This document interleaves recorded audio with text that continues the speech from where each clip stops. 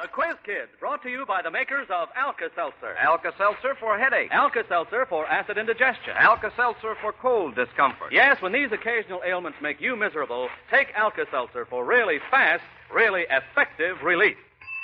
Class is called to order, Quiz Kids, and here's today's first question. When you give the title of a currently popular song, you pronounce the first name, the middle initial, and the last name of a famous explorer. What is the song? Uh-oh, if you can get that one right off the bat, we'll send you to the head of the class, friends. And how about it? Do you know that answer? Well, we'll soon hear what the youngsters here in school have to say about it. And here they are, the Quiz Kids and the chief quizzer himself, Joe Kelly.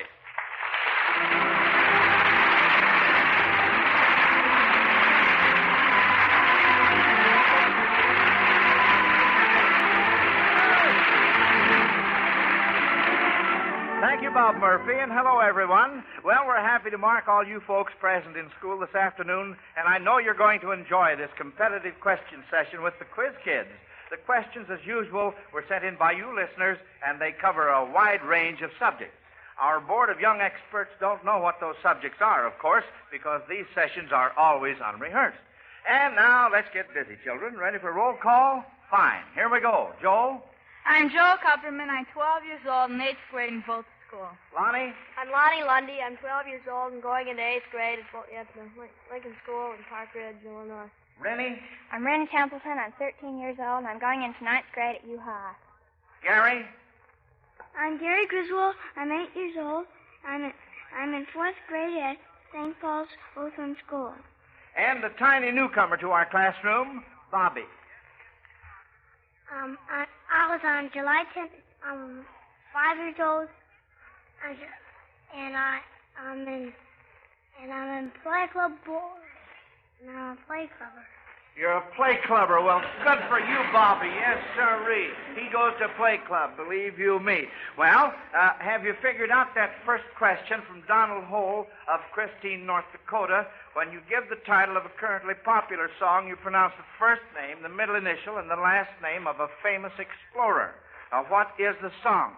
We have two hands up. Rennie's hand was up first. All right, Rennie. Well, that would be Richard Evelyn Byrd, and the song would be the Dickie Bird The song. Dickie Bird song, that's right. Yes, sir.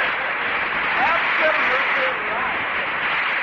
And that gets us off to a fine start this afternoon. For sending in that question, Alka-Seltzer gives Donald Hole of Christine, North Dakota, one of those dandy Zenith portable transoceanic standard shortwave radios. Now, friends, this king of the portables is always the reward when the Quiz Kids answer your question correctly. If they miss, you get a fine Zenith radio phonograph combination with automatic record changer, the new Cobra tone arm, and 2 FM bands. So think up a question and send it in. Send it to Quiz Kids, Chicago. Well, let's see if you children can answer this question from William Proper of Buffalo, Missouri. What is it that players in one sport use every effort to avoid, and in another sport use every effort to get? Lonnie? Well, isn't that, I think that would be an out, because in baseball, they try not to be out, and in golf, I guess it's match play, they try to win by a score like a... Well, that's, you're right, but that doesn't exactly answer our question. Let's see, we have a couple of other hands up. Joel? Well, it could be to get the ball into net, because in tennis, it isn't very good to hit the ball into the net. No. But if you're talking in the net in the outfield, in baseball, it's good to hit it into the net. Well, that's a pretty good answer, too, Joel. Let's see. I'm thinking of another one. Rennie? Well, I don't know just how much of a sport the first one, the second would be, but in tennis, you try not to get love, and sometimes you do try to get love. Yes, you do, Rennie. That's right. That's a cute answer, too. Well, you give up on this. Lonnie has his hand. Well, this is a little far-fetched. If you're on the visiting team in baseball, you try to catch a foul and put the batter out, but in football or hockey or one of those sports, you get in the penalty box or get a penalty for committing a foul. Well, I'll tell you, you kids were all very warm on this. The answer is, wait a minute, one more hand, Rennie. Well, in baseball, you wouldn't want to get a foul that might be caught, but when you're hunting, you'd want to get your foul. Well, that's true. That's very good. I'm going to accept that. The answer on my card was strikes. Baseball, you don't want them. In bowling, you do. So I'm going to accept that as the answer you gave me, Rennie, because that's very, very good. And all the rest of them were good, too. Now, here's a rather difficult music question from John Carlson of Chicago. Our pianist, Franz Faul, will play parts of a musical composition, and from the style of the music, you are to identify the composer and, if possible, give the name of the composition. Let's listen.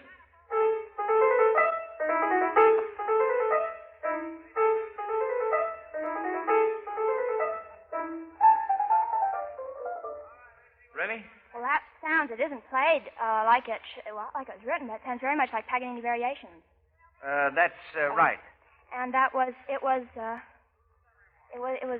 written, Paganini for the violin, and Liszt transposed, whatever you call it, for the piano. You gave me Variations, what did you give me again? Paganini Variations. Well, that's part of it. Little Bobby had his hand shortly after you put your hand up, Rennie. Bobby, what were you going to say? It's Rachmaninoff on a Variations Paganini theme. That's what it is. Yes, sir, that's it. Right to a T.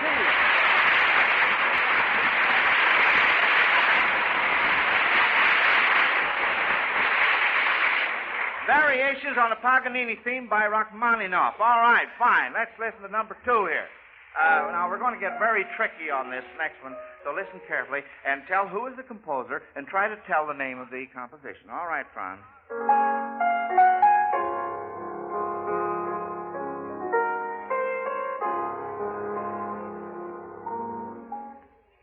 Bobby? The theme upside down.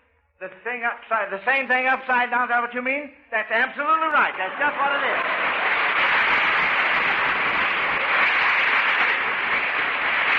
That's right. It's an inversion, what they call an inversion. Well, that's pretty good for 5 years old. Now, I want to tell you that. Well, you know, by the way, at the end of our program last Sunday, I gave you kids the first clue for our What's It question so that you could be thinking about it during the week. I'll now repeat the clue, and then let's see hands on how many have the answer. Here's the clue. First, we heard a bell, and then a train caller say, "All aboard for Gary, Joliet, Peoria, Springfield, Belleville, Cairo, and Paducah." Rennie? Well, we all, maybe you don't know this, but we all got together on that. Yeah, and, you had a huddle, I know. We had a huddle, and we decided that was the Freedom Train. The Freedom Train, that's absolutely right. Absolutely right. Well, that seems to have been too easy for you quiz kids, but I'll bet I don't get a lot of hands up on this next mystery question. It's a where's it question from Richard Bussey of Milwaukee, Wisconsin. Now, you children are to pretend you're looking for a buried treasure, and from the following clues, try to guess the exact spot where it is buried. Now, after you've heard the first clue, you can go into a huddle for 1 minute and come up with a single answer. Here's the clue. 12 are on top, 15 near the floor. Look to the south, outside the door. There you are. And now, Bob Murphy, I believe you have something to say about experience. That's right, Joe. Friends, remember that old saying, experience is the best teacher? Well, let's apply it to the taking of Alka-Seltzer. For it's true, you'll never know just how effective Alka-Seltzer can be until you try it. Let's say you're trying to get some important work done, or maybe you've been invited to some entertainment or party. When you find you have to lay that work aside or skip that party because your head is aching and you feel pretty miserable. Then you remember what you've heard me say about the fast relief Alka-Seltzer can bring from headache pain, and you decide to try it. Well, folks, there's your happy experience that teaches you just how effective Alka-Seltzer can be. In almost less time than it takes to talk about it, your headache pain is forgotten, and you're ready to follow through with your work or your fun. Yes, indeed, experience is the best teacher, and once you've tried Alka-Seltzer, we know you'll agree. There's nothing quite like it for fast relief from a headache. So remember, won't you? When headache causes grief, misery can be brief. Take Alka-Seltzer for relief. Well, now the kids have been in their huddle. You can take your seats, children. Bobby's already got lost out of the huddle there. He's so tiny. And now for the where's it question. What's your answer? Who's the spokesman? Joel? Birmingham, Alabama. Birmingham, Alabama. No, that's incorrect. I'm sorry. I'll tell you, we'll have some more clues as we get along. Now, in the meantime, Maxine Lister of Tacoma, Washington, is taking violin lessons just like you are, Bobby. And she sometimes forgets what the words mean that describe how she is to play her music. Can you quiz kids tell her how she should play when the music reads spiccato? All right, Bobby. All right, Bobby. Oh, well, I wish you could see that with a gesture. Well, what does that? What does that mean? Should be separate notes like you were doing there with your voice. Is that the idea? Yeah. It's performed with a sort of a bouncing bow lightly on the string. Yeah, that was fine, huh? Now, say, by the way, Bobby, you're over in Gary's seat there now after the huddle. You kids want to change because you got the name Gary in front of your desk, and Bobby, we're a little bit mixed up. You kids want to get back in your rightful seats because the names are just the opposite there. Bobby's back in Bobby's seat now, and Gary's in Gary's seat.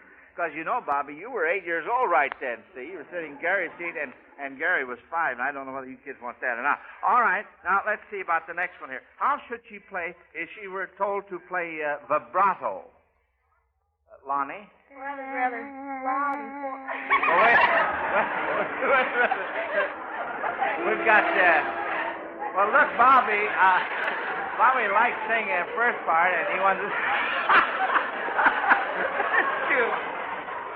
Bobby, now, look, that was fine. I mean, what I heard of it, but Lonnie, he was trying to explain. He had his hand up first. See, that's the rules and regulations of Quiz Kids. So, Lonnie, you tell us first, and then maybe we can have Bobby sing that again.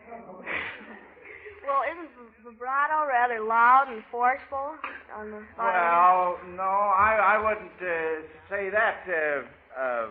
Bobby, would you want to tell us what vibrato means on the violin? Don't know anything about it. Oh, you don't? Well, what were you singing there? Vibrato. Oh, you were singing vibrato. Oh, I see. Rennie? Well, doesn't it mean rather sort of continuous and vibrating like? Well, yes, that's very good. Joel? Well, doesn't it mean sort of holding the note a little and emphasizing each individual note? Well, it's like Rennie said, it's produced by rapid rocking of the finger upon the string. Just for fun now, let's have Bobby give us his version of vibrato vocally. How about it, Bobby? That's it. That's it, all right.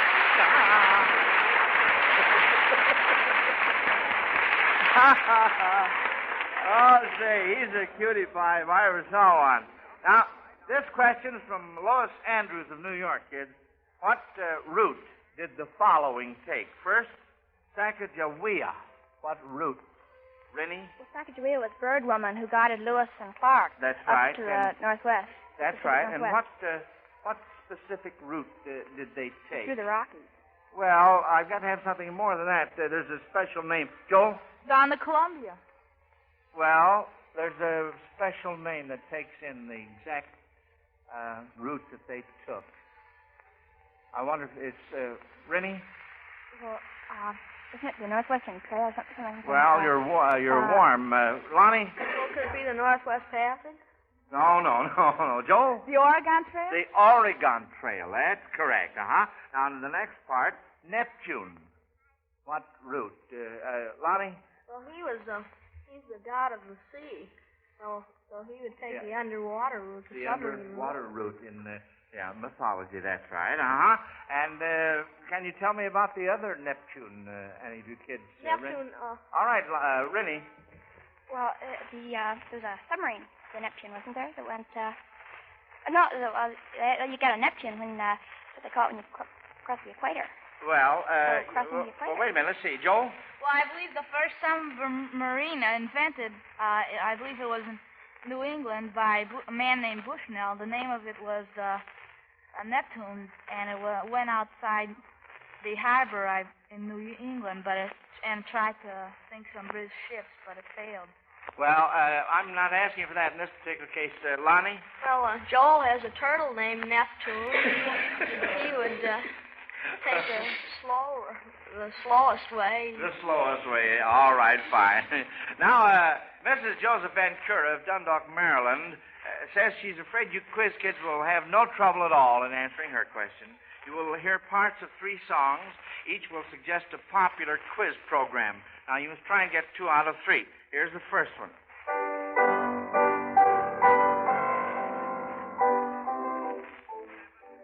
Lonnie? Well, that's Little White Lies. Little That White could Lies. be Truth or Consequences, because a good share of the contestants don't tell the truth. In other words, they lie. That's right. Truth or consequences. All right, let's see if we can get this next one.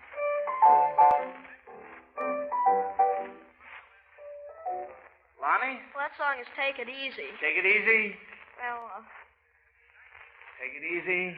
What quiz program? Rennie? Well, isn't there one Easy Money or Easy Come Easy? No. Well, no. Joel? Take it or leave it? Take it or leave it. That's right. Uh-huh. And see if we get the next one now.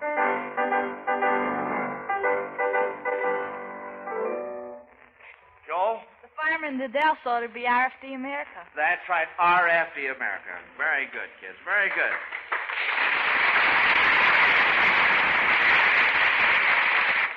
Gene Brown of Washington, D.C. points out that although the total number of nurses in America has steadily increased, thousands of additional nurses are still needed to give adequate care to patients in all our hospitals. She would like to urge young girls to enroll as student nurses, and she'd like to have an expression from you quiz kids as to why nursing is a very desirable career for a young girl. Rennie?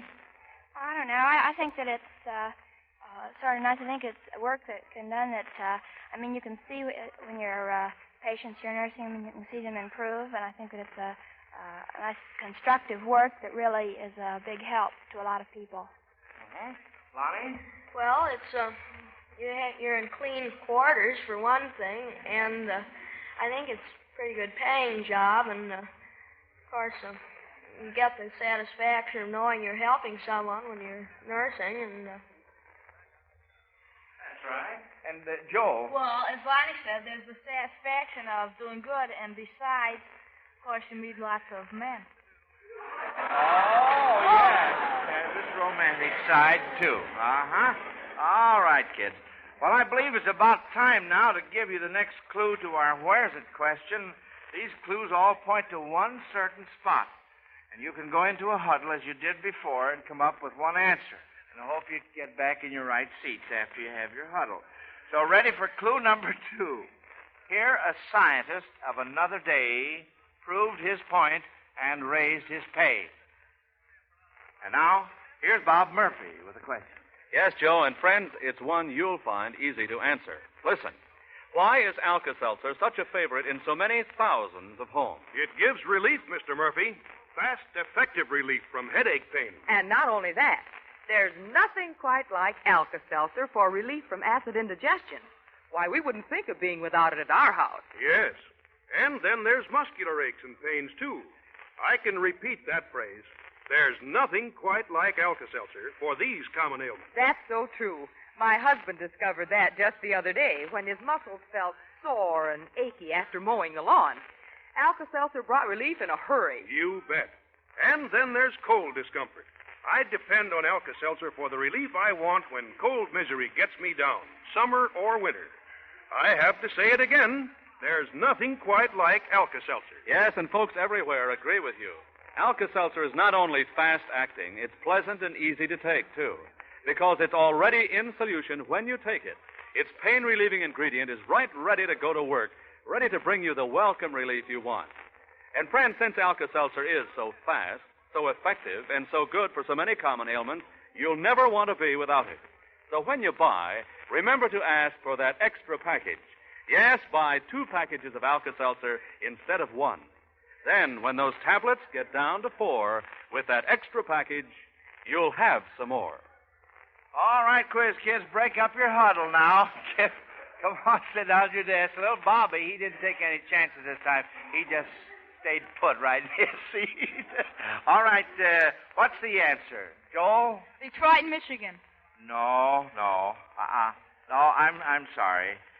Well, here's the last clue, and it's awfully easy. I'll tell you the correct answer. The only trouble is it won't be in English. But here it is. Bacino alla torre, pendente sol lato pendente. Or this little spaghetti or veal scallopini thrown in for good measure. Rennie? Well, this is pretty general. That'd be Italian. That's Italian. Well, that's true. That's right. You want a specific place in Italy, then? Uh-huh. That's right. Specific place. Well, Could you repeat Joel? that, please? Repeat it.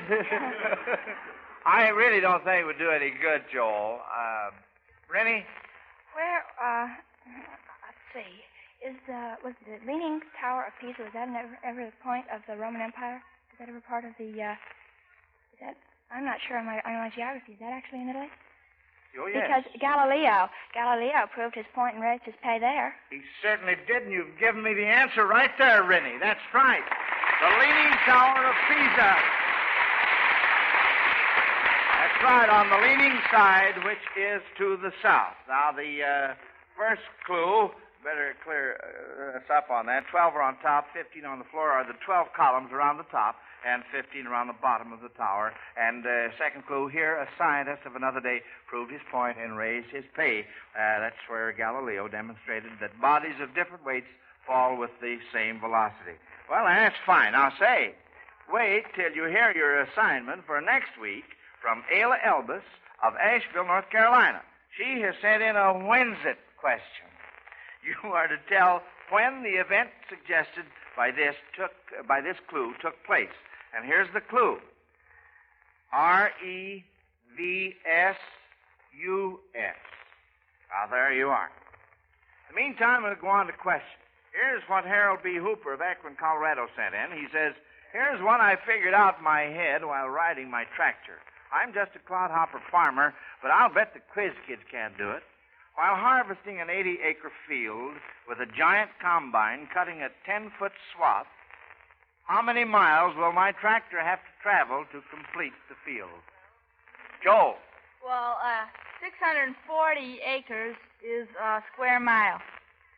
So that'd be, the area of the field would be an eighth of a square mile.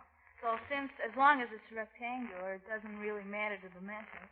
So let's say it's an eighth of a mile by a mile, or 660 feet by a mile. So it'll be 660 times a mile over 10, or he would have gone 66 miles. 66 miles is absolutely right, Joel.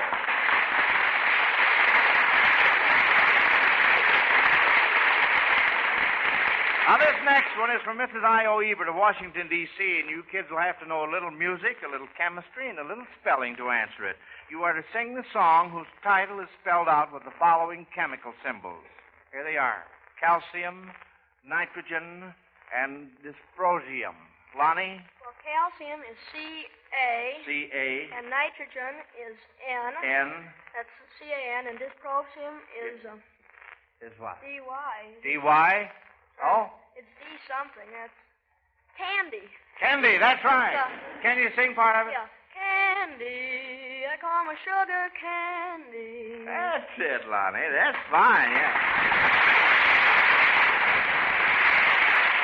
All right, see what we can do with this next one. Beryllium, calcium, uranium, and selenium. Lonnie? Well, beryllium is B-E. B-E. Calcium is C-A. That's C-A. And then uranium. Uranium. That's, the song is Because. U for uranium and S-E S-E. for selenium. And because goes like what? Well, I don't know how it goes. Can't sing it. No. Anybody else? Rennie? Oh, I'm not sure. That's I don't know. What's that one that goes da da da da da da da da da da. I don't know how the words go that. Fine. That's just dandy.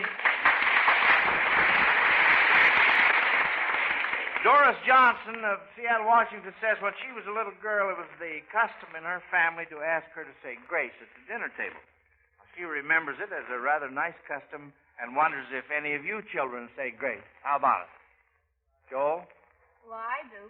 Do you? What do you say, son? Come, dear God, and be our guest and bless the food you've given us. Uh-huh. And, Gary? I do. What do you say, Gary? Come, Lord Jesus, be our guest, and with thy gifts to us be blessed. Amen. Uh-huh. And Lonnie?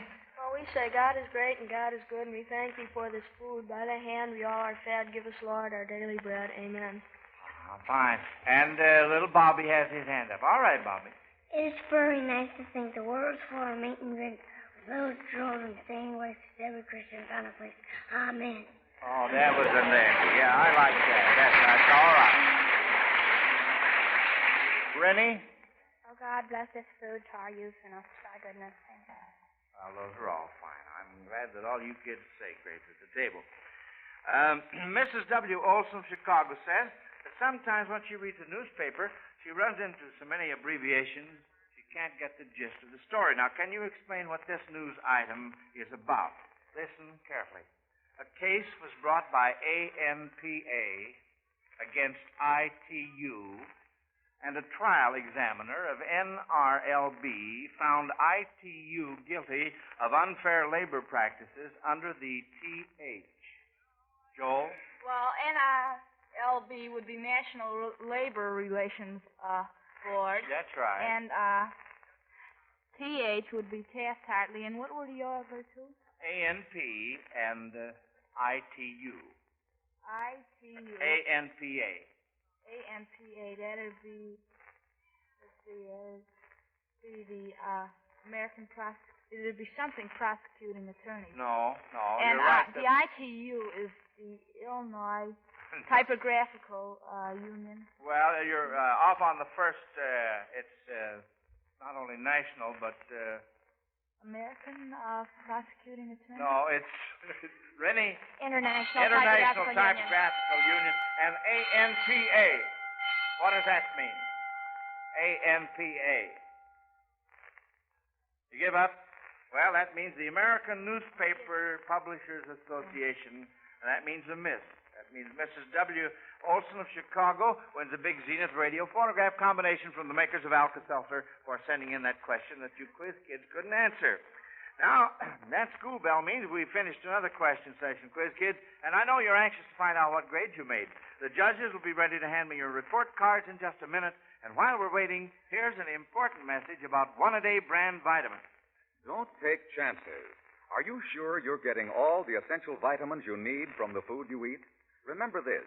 Government surveys show that the meals of 3 out of 4 persons are short on vitamins. Don't take chances. Instead, take One-A-Day brand multiple vitamins. Lack of vitamins in your food can cause you to feel under par and run down. Don't take chances. Instead, take One-A-Day brand multiple vitamins. 60 capsules, 2 months' supply, only $2 at any drugstore. Potency guaranteed by Miles Laboratories. Lack of vitamins in your food can keep you from feeling your best and looking your best. Take One-A-Day brand multiple vitamin capsules. All right, now, quiz kids, the judges have finished adding up the scores, and we're ready to see who comes back to class next Sunday. But don't forget now, whether you win or lose, you children will each receive a $100 security bond from the makers of Alka-Seltzer to help you with your future education. Now then, here are your report cards. The judges say our entire class missed one question this afternoon. Rennie was first, Lonnie second, and Joel and Bobby tied for third. So you 4 will be back in school next week to compete with Mike Mullen, age 10. In the meantime, quiz kids and you listeners, too, be thinking about that clue to our When's It question. Remember, it's REVSUS. We'll be calling for answers first thing next Sunday. And now, until then, this is Joe Kelly dismissing the Quiz Kids class. Goodbye, kids. Bye, Mr. Kelly. Listen to the Quiz Kids every week and listen to Alka-Seltzer's News of the World every Monday through Friday on most of these NBC stations. This is Bob Murphy speaking. This is NBC, the national broadcasting company.